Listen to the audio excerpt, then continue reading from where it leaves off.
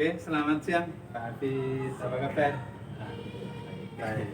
Suaranya keras tidak apa-apa Pak Abid, karena kita posisi sedang direkam. Ini adalah salah satu tugas Bapak sebagai calon guru penggerak. Di sini dalam tugas itu adalah praktek coaching. Ya. Di sini Bapak sebagai coachnya, sedangkan Pak Abid sebagai ujinya. Jadi mungkin nanti ada beberapa pertanyaan dari saya berhubungan dengan apa yang sudah Pak laksanakan di sekolah ini, bisa juga apa yang menjadi permasalahan Pak Abid selama Pak Abid bertugas di sekolah SMP Negeri 20 ini. Sudah berapa lama Pak Abid kerja di SMP Negeri 20 sebagai guru? Kurang lebih mau setahun. Mau satu tahun ya, baru ya kerja gitu. Jadi Pak Abid ini adalah guru baru. Itu mapel apa Pak Abid? Seni budaya. Seni budaya. Lulusan dari Universitas Tanjung Pura. Universitas Tanjung Pura. Angkatan pertama berarti ya? Enggak. Sudah. Angkatan 2008. 2008 ya, angkatan 2008. Ya mungkin 2008 itulah pertama Pak Abid. Maksudnya saya angkatan 2016. Oh 2016. 2008 kan berarti angkatan 2008. Oke, jadi Pak Abid honor dari tahun 2020 ya? 20. 2020. 2021. 2021. Ini 2002 ya.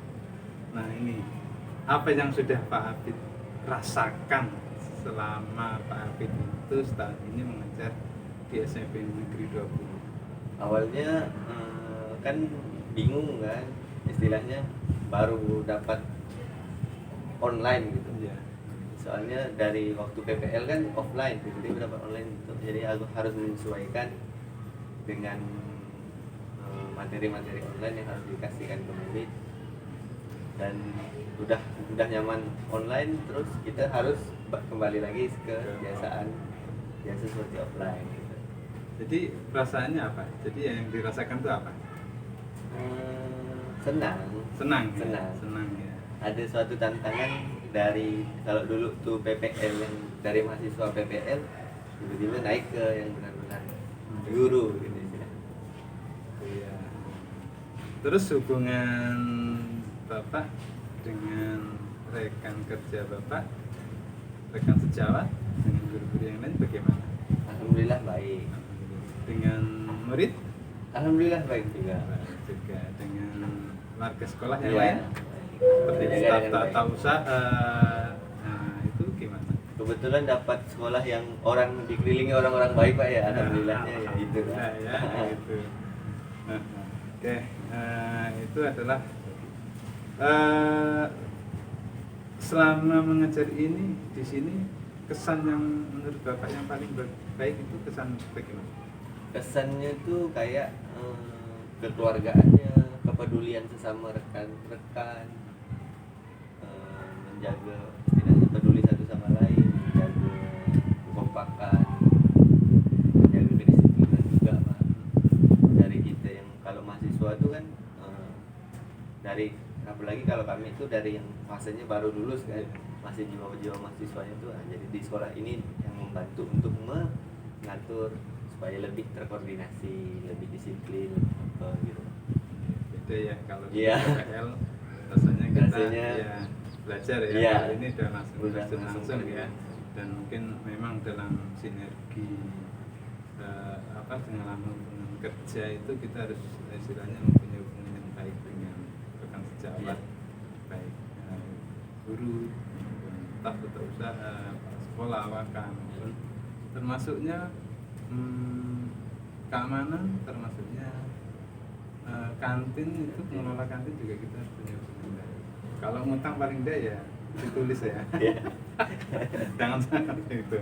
Oke, nah sekarang apa punya kendala enggak selama Bapak Abid mengajar di SMP Negeri 20? Paling Kendalanya apa?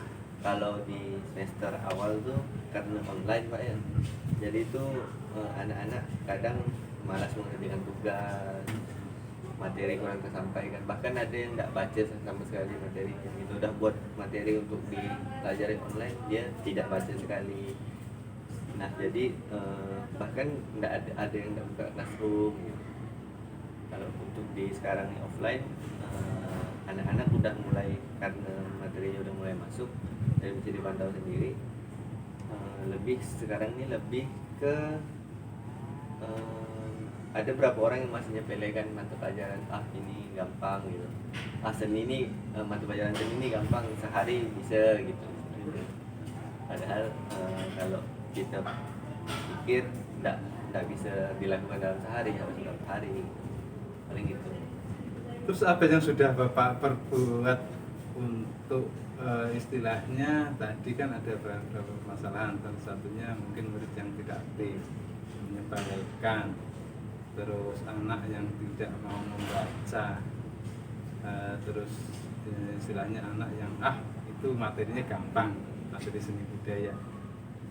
Menurut yang sudah Bapak lakukan itu apa? Yang sudah Bapak perbuat untuk supaya anak itu salah satunya selalu aktif, selalu istilahnya semangat dalam belajarnya.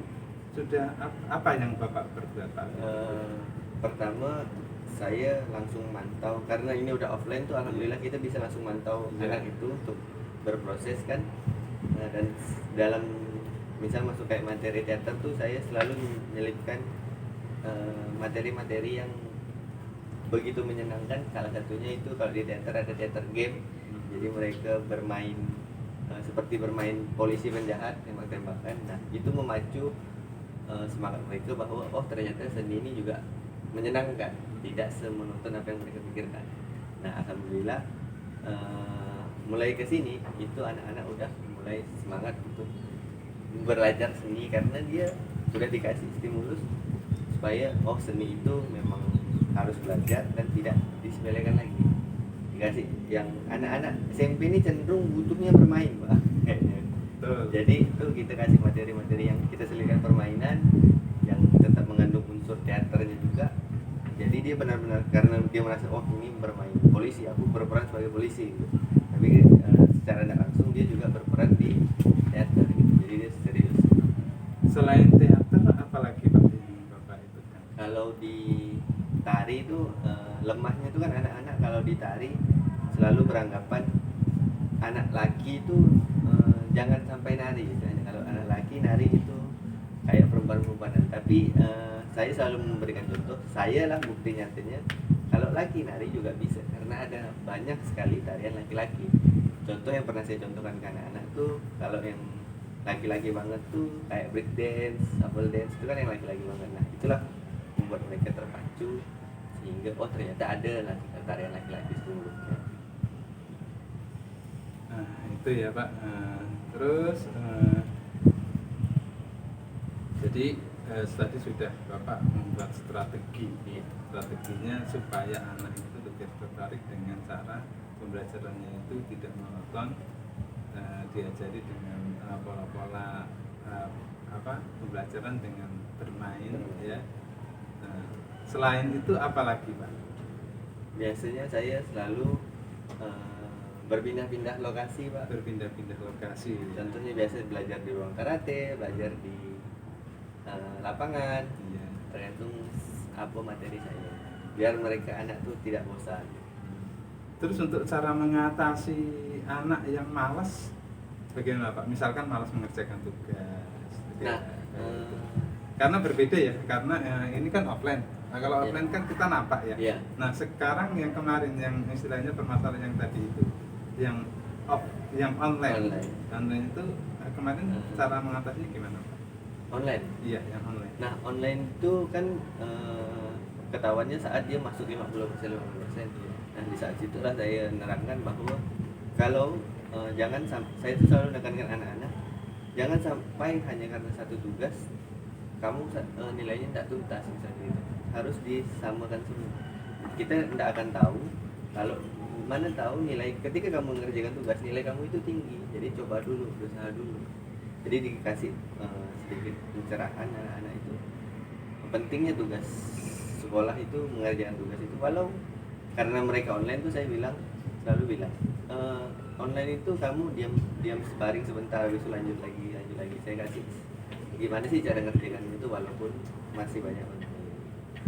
Dan alhamdulillah yang malas-malas tuh bisa teratasi lah, sedikit dikasih kenal dulu orangnya gimana. Oh ini loh bapaknya, oh ini loh temannya. Jadi kita kayak dekatkan anak yang kayak gitu tuh kita harus jadi kawannya gitu.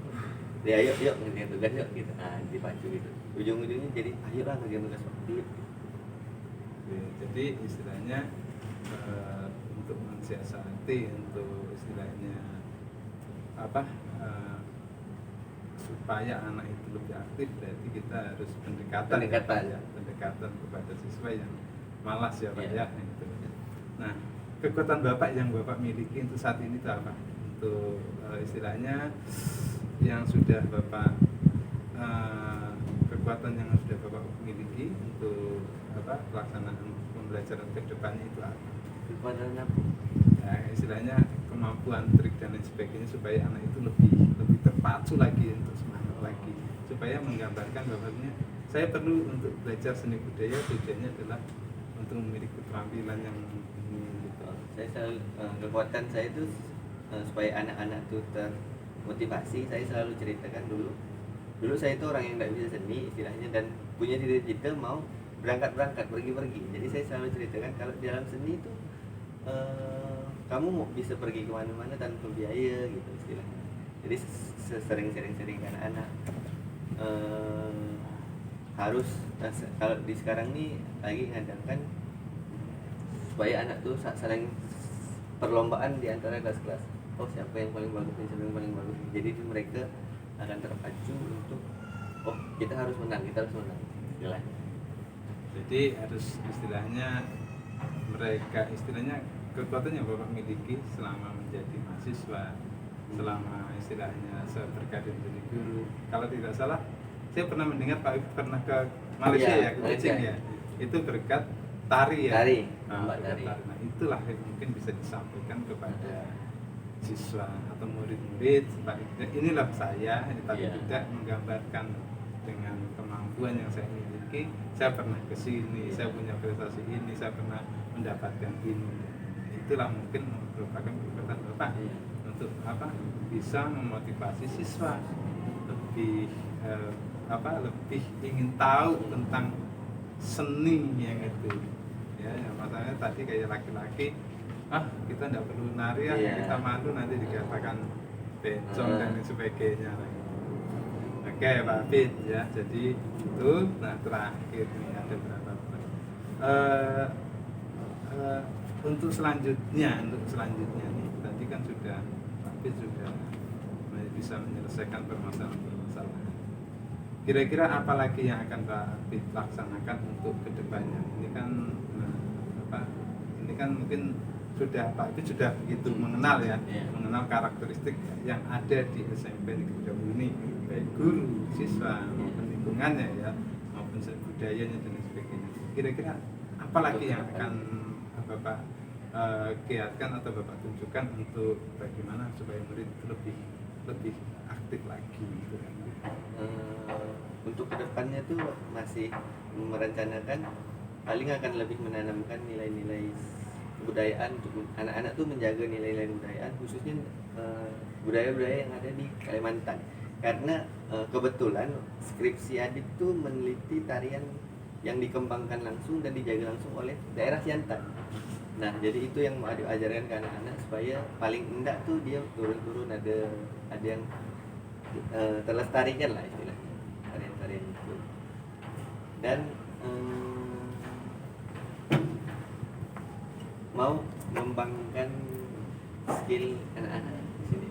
Siapa yang akan Bapak ajak untuk bisa melaksanakan program Bapak itu? Siapa saja? Paling melibatkan kayak wakil kesiswaan, terus habis itu pembina OSIS, terus kepala sekolah pasti ya. Iya, dan guru-guru lain. Rekan sejawat. Ya, rekan sejawat. Nah, itu untuk berpartisipasi menyukseskan program Bapak ya. Terus ada kesan untuk untuk kedepannya supaya lebih, maksudnya untuk anak-anak lebih aktif lagi, kira-kira memiliki pesan apa untuk siswa? Kalau pesan saya, jangan takut untuk berproses karena proses tidak akan mengkhianati hasil. Kesannya? Kesannya it's the best. The best, ya. Mungkin itu Pak Hafid.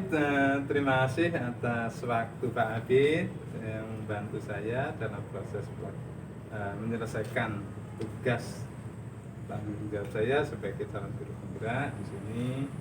Ini adalah tugas kucing ya yang diberikan kepada saya. Mudah-mudahan apa yang sudah kita diskusikan tadi bisa bermanfaat untuk saya dan untuk Pak Hafid. Mungkin itu Pak Hafid. Terima kasih.